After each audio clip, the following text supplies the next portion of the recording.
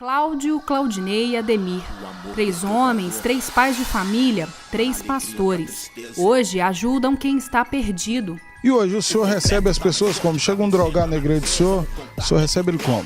A gente puxa lá, se tiver na porta, a gente põe pra dentro. Mas nem sempre foi assim. Tenho marcos de tiro no corpo, muitas vezes presos, tantas vezes que eu não sei te dizer quantas, né? Processo, quando adolescente, fuga da casa de ressocialização de adolescentes lá em Sete Lagoas. Eu era o atravessador. Agora, no programa Resgatados.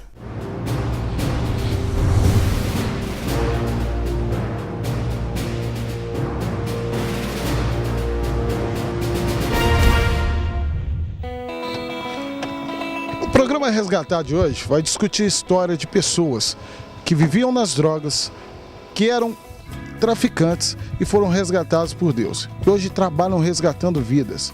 Pastores, pessoas que hoje levam a palavra de Deus, e essa palavra é levada a pessoas que têm o mesmo trabalho que eles tinham, que davam para a sociedade. E agora nós vamos conhecer um pastor muito abençoado, pastor Claudinei, que vai contar a sua história para a gente. Vem comigo.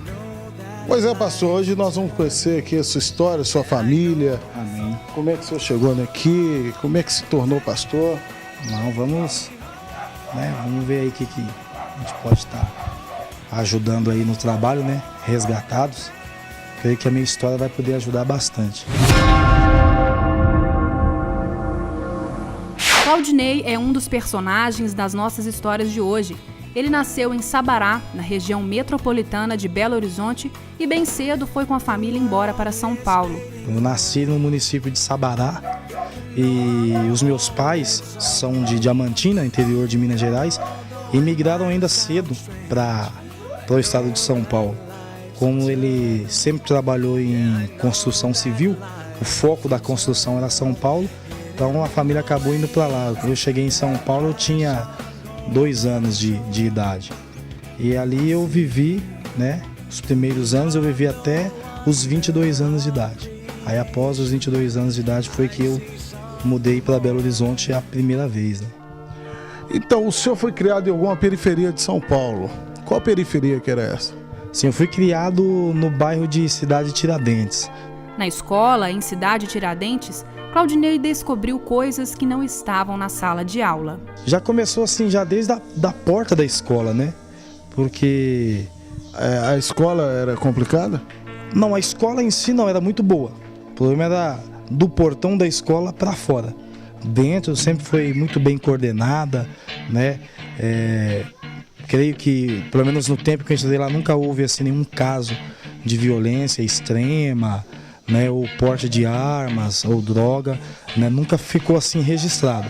Mas do portão para fora é que o assédio, né, para o consumo de drogas era muito grande. E eu morava em frente à escola, então todo mundo parava na porta do condomínio que eu morava e ali as pessoas traficavam, né, comercializavam todo tipo de drogas. Foi onde que aos 17 anos de idade, já tinha repetido algumas vezes, estava fazendo a 8ª série ainda. E eu conheci a maconha.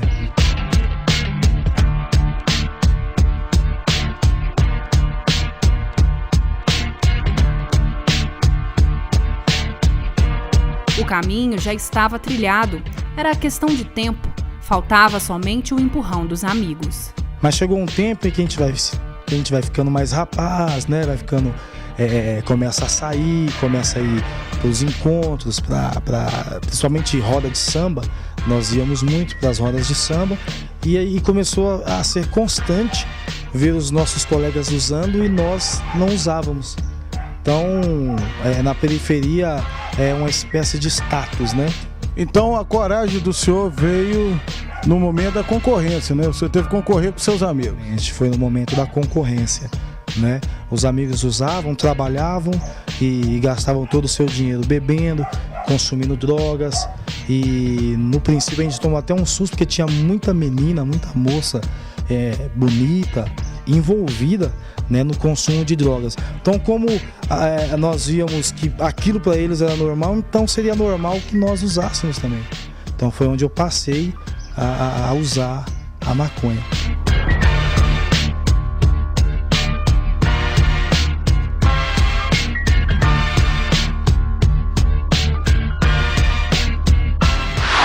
Bom dia, pastor. Bom dia, tudo bem, Cris? Pastor, como é que começou a história do senhor? O senhor nasceu aonde? O senhor chegou aqui na Lagoinha como? Como é que foi a infância e a vida do senhor lá fora também? Eu nasci em Governador Valadares, mas aos 2 anos vim morar aqui em Belo Horizonte, na Pedreira. E ali foi desenvolvendo a minha vida, estudando com minha família, minha avó, que me criou. E aos 12 anos eu embreiei na vida do crime, roubando, assaltando e daí a pouco vendendo e todas essas coisas. E após 10 anos já na vida do crime eu viciei no crack. E aí eu fiquei 5 anos viciado no crack, profundamente, dia e noite, 6 dias por semana, dormia 1, ficava 6 acordado. E aí eu perdi a dignidade, a honra, as amizades, a família e tudo que eu tinha, a ponto de morar 1 ano na rua. Cláudio nasceu em Governador Valadares e, ainda menino, veio morar com a avó, na Pedreira Prado Lopes. Como ele mesmo diz, com a mente corrompida, caiu no mundo da malandragem aos 12 anos de idade. A mente fica logo corrompida quando os seus olhos começam a ver coisas, começam a desejar aquilo. Então, logo que eu fui expulso da escola, consequência de algumas desobediências e coisas assim, eu entrei para a malandragem e ali você começa a querer ter a sua própria vida. E as outras pessoas, principalmente as pessoas que te criaram, que te amam, vai ficando para trás e você vai ignorando tudo isso. Ainda que chore, ainda que tenha sentimentos, mas você fica cego, né? Hoje, conhecendo mais ao Senhor, a gente sabe que o inimigo veio cegar as pessoas e acaba fazendo os familiares sofrer. E isso, desde os 12 anos, foi com frequência e a minha avó morreu sem ver a transformação na minha vida. Foi na adolescência, e a adolescência o senhor foi invernada na droga, ou a adolescência também foi... Porque tem aquela parte que o cara entrega totalmente as drogas, tem aquela parte que ele fica na droga, mas ele consegue viver outras coisas da vida. O senhor teve essa fase? Não, eu, a partir do momento lá do ano de 1982, 83, que eu tomei essa atitude de viver de uma forma errada, eu vivi até os 27 anos, de forma ininterrupta, fazendo toda situação de coisas que às vezes nem vale a pena falar, né? Mas eu não tive infância, eu não tive adolescência.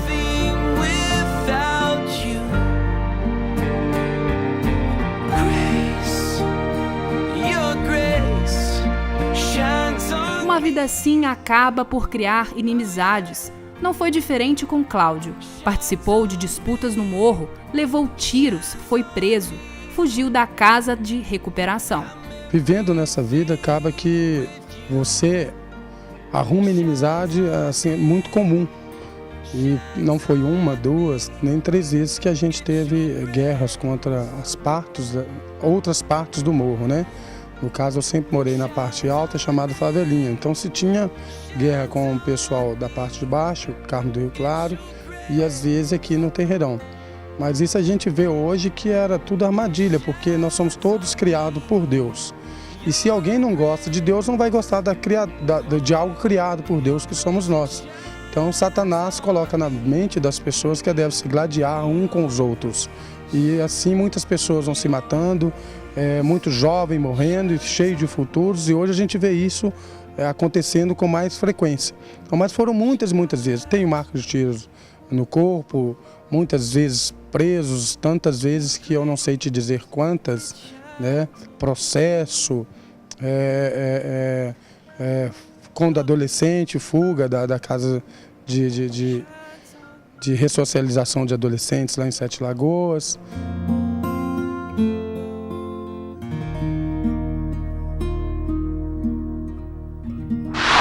Bem, agora nós vamos conhecer a história do pastor Ademir. Um homem que viveu um vício que é comum hoje para a sociedade, mas para Deus não é comum. O vício do álcool. Pastor Ademir, bom dia. Bom dia. Pastor, a gente está conversando aqui. Eu queria que o senhor contasse um pouquinho para nós como é que esse mal, que é o vício do álcool, pegou mais leve. Mesmo assim, viveu uma vida de perdição, viciado no álcool. Eu lembro que eu tinha uns 12 anos, eu passei mal com vinho, fiquei tonto. E dali por diante foi surgindo o interesse pela bebida. E com 14 anos, eu já comecei a tomar alguma cerveja. Com 15 anos, já misturava alguma coisa. E ali vai o tempo foi passando. Com 20 anos, eu já saía com a turma para beber, festa. O vício foi duro com Ademir. O que ele ganhava com o trabalho, perdia com a bebida. E as coisas que eu vinha perdendo, perdi uma casa lá no bairro Maria Helena, perdi um táxi, perdi meu carro, perdi meu emprego, perdi minha condição, perdi minha moral, perdi minha honra, a gente vai só perdendo. Quando o meu sogro chegou a conversar comigo, eu já tinha perdido tudo. Completamente entregue ao vício, Ademir não percebia que o álcool começava a destruir também a família dele. Essa droga bebida quase acabou meu casamento. Quando... É muito difícil de lembrar disso, né? Mas a palavra da senhora vai ajudar muitas mulheres hoje que passam por isso. É verdade. Teve momentos que eu pensei até em acabar com a minha vida, porque era muito difícil. Eu tenho 2 filhos maravilhosos. Ele também é uma pessoa maravilhosa, mas o álcool realmente estava destruindo a nossa família. E foram muitos anos assim, muitos anos mesmo. Às vezes eu pensava em separar, eu falava com ele que eu ia suicidar, e eu cheguei a começar numa depressão.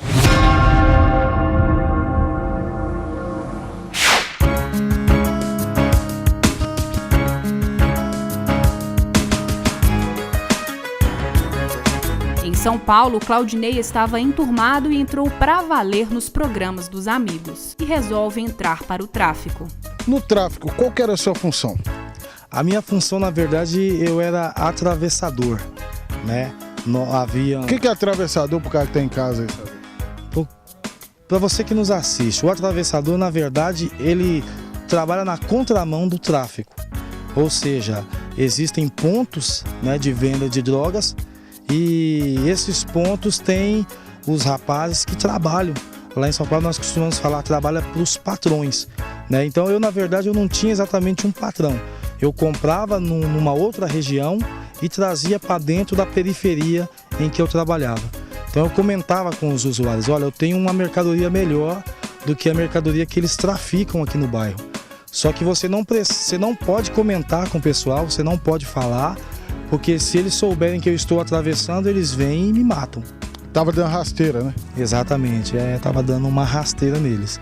Então eu vendia para os meninos, mas como eu também era usuário, né? E não usuário comum, era viciado no consumo de drogas, a minha porcentagem, ou seja, o meu lucro na droga que eu trazia de outro bairro, né, eu consumia na boca, ou seja, no ponto de droga local, para que eles não levantassem suspeita que eu era o atravessador. No próximo bloco, se o vício e o crime levam ao vazio existencial, o fundo do poço é o começo da recuperação.